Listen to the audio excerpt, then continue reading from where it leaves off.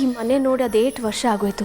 ಇಲ್ಲಿರೋ ವಸ್ತುಗಳು, ಕಿಟಕಿ, ಬಾಗ್ಲು, ನಾನು ಓಡಾಡ್ತಿದ್ದಿದ್ದು ಈ ಜಾಗ, ಇದೆಲ್ಲ ಅವತ್ತು ಹೆಂಗಾಯ್ತು ಇವತ್ತು ಹಂಗೆ ಐತೆ.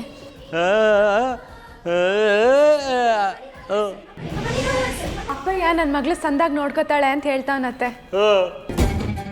ಪ್ರತಿ ಮಾತು, ಪ್ರತಿ ಕೆಲಸ ಎಲ್ಲ ಅಚ್ಚುಕಟ್ಟು. ಗಂಗಾ, ಇದು ನೀನು ಮಾಡಿಕೊಂಡಿದ್ಯಾ? ಇದು ನನ್ನ ಸಾಯಿ ಗಂಟ ನನ್ನ ಕುತ್ತಿಗೆನಾಗೆ ಇರ್ತದತ್ತೆ.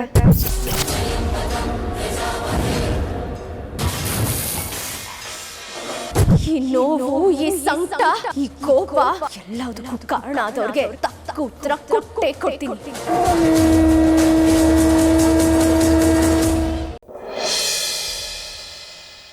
ಅಮ್ಮ, ಪ್ರತಿ ಸಲನೂ ಕಳಶ ನಿಮ್ಮ ವಂಶದಿಂದನೇ ಬರ್ತಾ ಇದ್ದಿತ್ತು.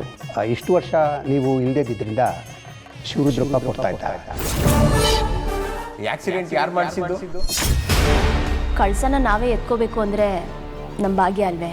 ತುಂಬ ಸಂತೋಷ ಅಮ್ಮ. ಒಂದು ನಿಮಿಷ ತಡೀರಿ. ದೇವಸ್ಥಾನಕ್ಕೆ ಅವನು ಬತ್ತವನ? ಊರಲ್ಲಿರೋ ಹಿರಿಯರನ್ನೆಲ್ಲ ಹೆಂಗೆ ಕರೆದಿದ್ದೀವೋ ಶಿವರುದ್ರಪ್ಪನ್ನು ಹಾಗೆ ಕರೆದಿದ್ದೀವಿ. ತಾವು ಬೇಡ ಅಂತಂದರೆ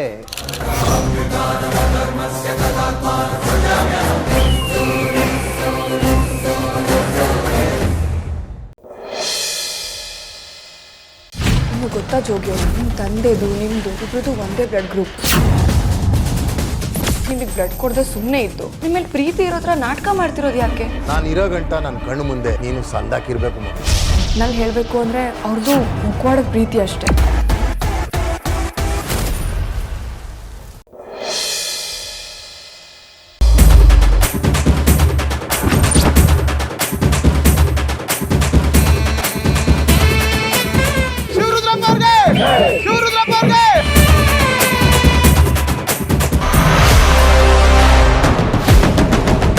ಭೈರದೇವಿ ಅಮ್ಮವ್ರಿಗೆ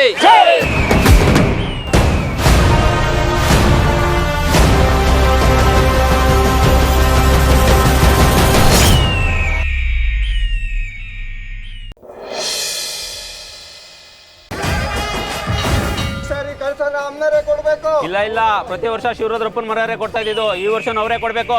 ಅದೆಲ್ಲ ಆಗಕ್ಕಿಲ್ಲ ಕಣ್ರಿ. ಈ ವರ್ಷ ಅಮ್ಮನವರೇ ಬಂದಿರೋದು ಅವರೇ ಕಳ್ಸ ಕೊಡ್ತಾರೆ. ಸಾಧ್ಯ ಇಲ್ಲ.